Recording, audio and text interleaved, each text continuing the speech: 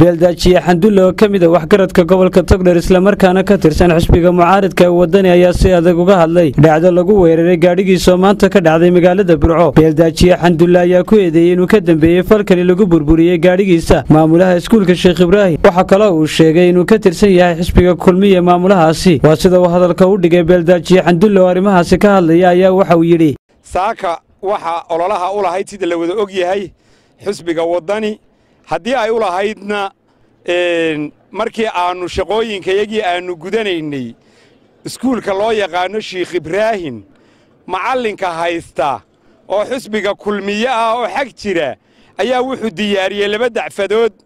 oo laamiga hareerihiisa aw kala dhigay wax allaale iyo wixii wadani ay arkaan halka amni darro ka bilaabay iyo qalqal dhagxameeyay anigoo gaadhigayga wato oo nabadgelyada ka shaqaynayaan soo dhex maray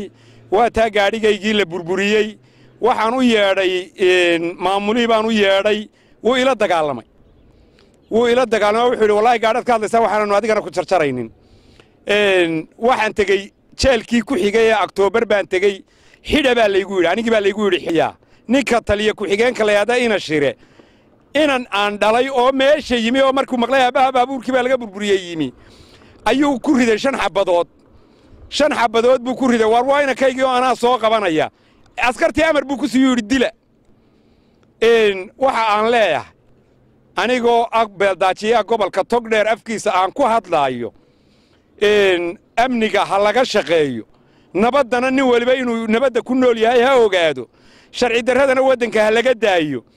taliyayaasha Burco ka shaqaynaya ee hawsha amniga u qaabilsan waxaan oran karaa saldhigga dhexe ninka haya inta qaybta bariga saldhigga dhexe ninka haya mooyaane nin ku shaqaynaya cadaalad ma jirto dawlad taliyaha qaybta bilayska waxaan ka codsanayaa inuu bedelo xaq buu u leeyahay qofku hadduu ummadda u shaqayn waado oo sharciga ilaalin waado ummadda u dhaxayn waado shaqaynaya iyo taliyaha bilayska haddaanu meeshaa joogin saakana mayd baa oo lilahaa Burco hadda ma garanaysaan waxaanu leenahay taliyaha qaybta waa u mahadnaqaynaa ummadda reer Soomaaliland ee sida la yaab kale noogu soo baxday ee nala shaqaynaysa reer wadani aad baanu ugu mahadnaqaynaa